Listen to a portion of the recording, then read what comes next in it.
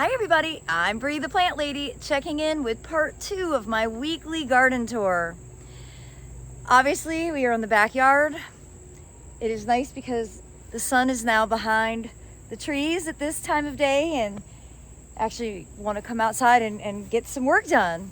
And that's exactly what we are going to do. Aiden is going to be here in a few minutes, and we are going to mulch the areas that are bare and open and ugly in preparation for the fall open garden, which is scheduled for Saturday, September 23rd from noon to 4 p.m. Basically, everything that we do right now in the garden is for that time. We also have a whole bunch of garden tours after the open garden. I think we have like 10 or 12 different garden clubs coming various times through late September and early October. So, you know, the goal is certainly to make the garden look as beautiful as possible. And, well, I think it's looking really amazing. So let me turn the camera around, give you an up-close view. You know, I kind of think if this doesn't convince you to foodscape, I don't know what will. We had a dinner party the other night, and it was so fun to see everybody's reaction. They had never seen the garden. And, you know, we were just walking through, and it's like, okay, there's a blueberry. That's okra. This is sweet potatoes. Here's another blueberry. We've got zinnias for pollinators. We've got more okra. We've got Job's tears that actually I'm going to go ahead and say I think are invasive, and I need to do a better job eradicating those. We've got peanuts growing really well through here. We've got peppers, sesame, tomatoes, cucumbers. Of course, more okra, because I really was heavy-handed with okra this year. You know, over in this border, more peanuts, more okra, basil in the mass. Of course, you can't beat that gorgeous coleus hedge that surrounds the feed tank, and it's really quite awesome when you're in that water and, you know, your view is just plants. Nothing much makes me happier. You can see it's still swallowtail season here. This Phlox paniculata bright eyes just continues to be kind of the heartbeat of the garden. And I've got lots of hummingbird moths as well, and I've actually had 2 different species, which was really exciting to see. It's funny, the hummingbirds, I'm sorry, the swallowtails get a little mad at me when I run the sprinkler. But then they forgive me when I turn it off. Now over here, to go through this foodscape, again we've got more sesame. It's the tall with the white flowers. You can see these pods are actually where the sesame seeds form. We've got beautiful flowers. More Job's tears. I will never not have that, I guess. Of course, more Treasure Island sweet potatoes. And then through here, we've got cucumbers growing on this arch relatively weakly. But I'm so excited to show you that the broccoli was the first thing to germinate in the tower garden, and it's doing great. Let's see, what else is germinating? Okay, I don't see any lettuce germinating yet. And I think, oh yeah, look at that. The sweet pea is starting to germinate. It's putting in its root.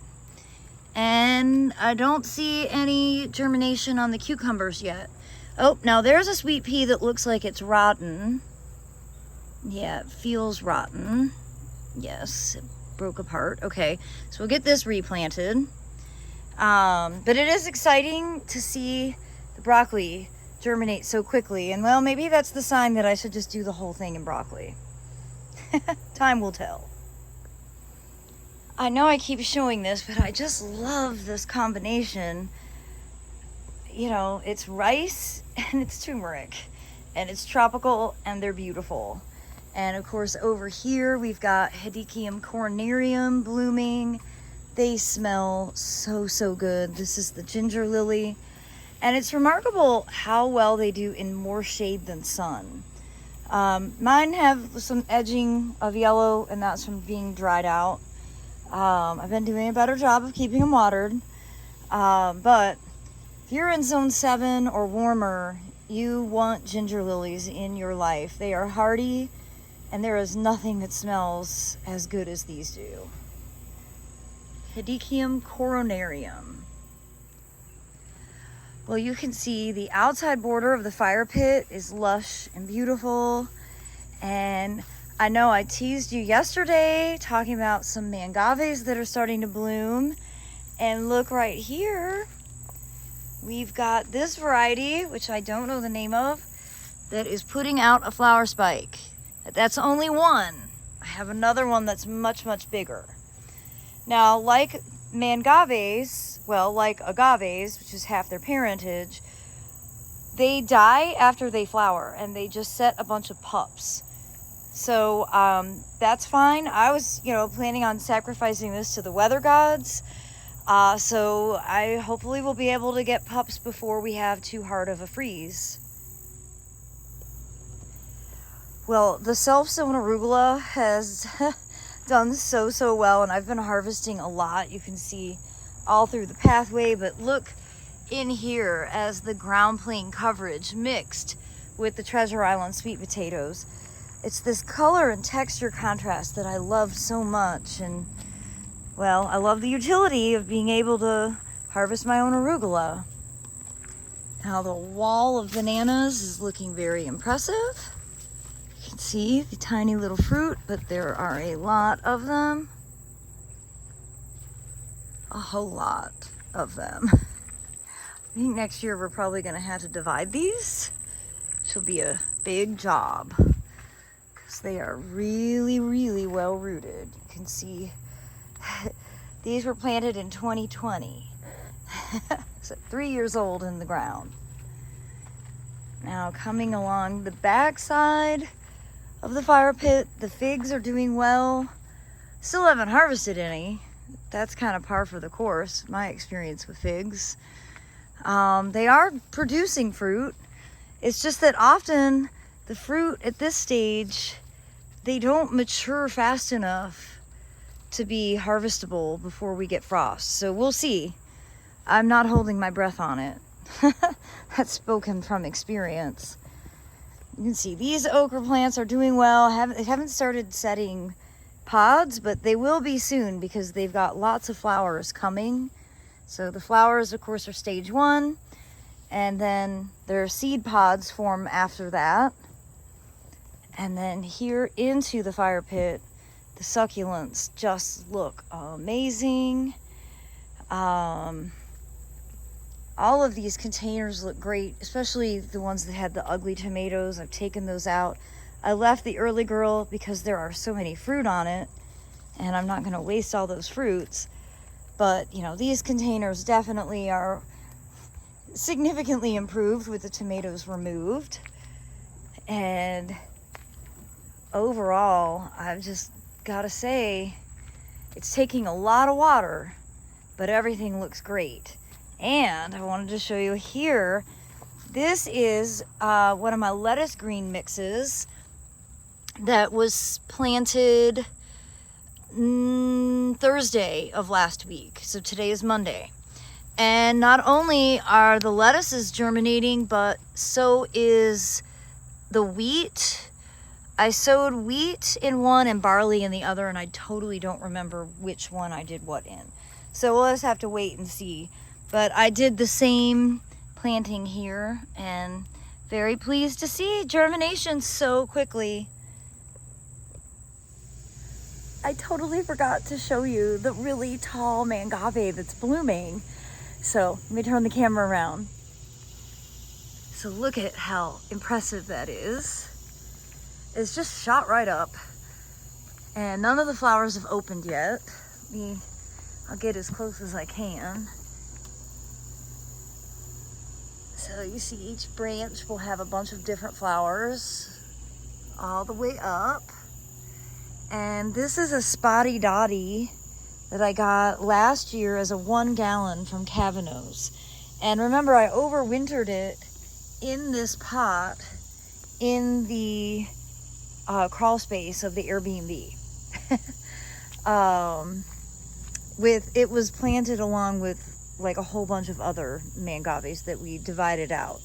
So it's exciting that this one is blooming, and I'll definitely continue to post updates because it's really an impressive flower stalk. Well, you can see the greenhouse is starting to get amply covered, and I have been busy harvesting lots of okra from this stand here. And for those of you who aren't okra aficionados, let me go through the phases. So you've got flower buds here, and then this is actually after it is flowered, and you see it's starting to create a tiny little pod right there. You don't really want to harvest it at that stage, but this is a really wonderful stage to harvest at. They're really tender. They break right off. I always go ahead and remove this around the top so that I can just immediately cook it. You can also just eat it raw. And when they're this small, they're so tender and delicious. Obviously, I'm going to be eating okra tonight for dinner. And the cucumbers are ugly, I'll give them that. But they're still productive. And these doggone stink bugs are everywhere. I've been harvesting a lot of them at this size, and I swear I already did this once today, but I see more that are about this size that, oh Lord, there's one deep in there. That's going to be a challenge to get to. I can do it. It's just not pretty. But it is great to see that it is still producing. And again, I'm picking them like at this stage and basically making cornichons from them. And I've got a couple jars in my refrigerator that I just keep adding more and more into. This is one of the beds that I'm most anxious to get mulched because I've weeded it, had a huge mulberry weed infestation, and I'm gonna go ahead and get it mulched so it'll retain some moisture and keep any new seedlings at bay. You can see I really weeded hard behind the okra and all along the garage, which is sometimes like a no man's land. And I got that mulberry weed before it set seed, so hopefully I've broken its cycle. Well, I've been watering. Everything looks good. The eclipse hydrangea looks awesome. And I really am so glad that I put that acarus all around it because it's such a good contrast. And I transplanted the very sad Ginas back here. So with any luck, they'll prefer this location over the real full sun that they were living in. You can see this branch right here, this section here, is really struggling, and I'm actually wondering, I bet it's rotten and it's just slowly dying. Yeah, that's totally what's going on. This is relatively common with Edgeworthias, that the oldest stems just sort of die out. So there's nothing wrong with just going ahead and cutting this whole thing off. It wilts the fastest. Oh gosh, I say cut it back, but then look, it's starting to get flower buds. Oh Lord knows I can't preemptively cut an Edgeworthia. I'm gonna have to let it die on its own. There's no way I can interrupt that cycle. Now, I haven't been in the woods lately at all. So we'll just check on it together. You know, for the most part, it's not looking terrible. I've lost a fair number of things. A lot of native azaleas. It's too dry.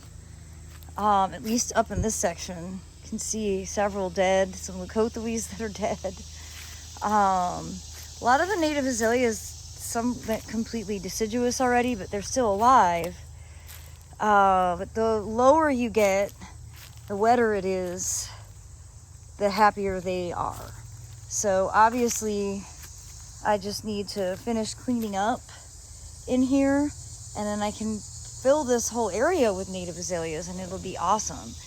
Under that ugly tarp was a big patch of poison ivy that I was trying to smother, and all the native azaleas that got planted down here are looking really good, and that's of course because it's wetter. So good lessons to learn. It's, you know, certainly an ongoing project, and I think a project that we'll attack with more gusto as it gets cooler. I think starting in November when I have more time at home. And as we come along the south property border, you can see the limelight starting to dry out in the flowers. The yellow squash has invaded the lawn, which I think is fine. It's great because it's actually still producing. I harvested 3 today from these plants, so it's great that they haven't been destroyed by the squash bugs. I don't know if they'll still be here for open garden, but you can see, you know, lots of fruit coming still on these, which is really great since I don't have any zucchini left. I've been thinking hard about what to do with this bed, and I don't know whether I should take it on and have it look raw for the open garden or leave it. My timing was a little bit off this year, and you know, if I leave it, it looks fine, but it's not as pretty as I'd like for it to be for open garden. But I think if I come through and start doing cutbacks, it's potentially gonna look worse. So I'm gonna keep mulling that over. More squash over here. I think the real star of the show though is this self-seeded kufia. Love that so much. And obviously you can see the sunflowers are all in full bloom. These were done, I think these were direct seeded. I think we did this bed the 29th of June. And back here you can see the sun hemp is starting to flower. I got this from my good friend Jenks Farmer, and it's a great plant. It's a nitrogen fixing legume. Look at that leaf hopper there. And it's just so beautiful, and I love it paired with the sunflower. That was certainly kind of a happy accident. In case you're wondering where all the weeds are, they're here. Yeah, we have some work to do here. Aiden and I are gonna take that on. But I wanted to show you the pumpkin patch because everything's doing really well, and you know, it's not just pumpkins, it's melons and things. And you see I've got cute little melon of some sort growing here, and then this whole border is just so much fun. It's wild and crazy, and you can't really tell where anything starts and where anything ends. And of course there's been lots of insect damage, but you know, it's all right. It's an organic garden. What do you expect? I don't have as much fruit yet as I was hoping to see, but there's some, and that's what matters. So I've got like one really nice big acorn squash, and I've got 2 buckskin pumpkins that this one's just about ready to be harvested. You can tell by this little curlicue thing. It's not quite dry all the way, but it's close. Of course, the pumpkins and stuff get a little ugly and tattered, but I still think it's a really great bold texture, and this is the first time I've ever done pumpkins on the side of the fence, and I really like it.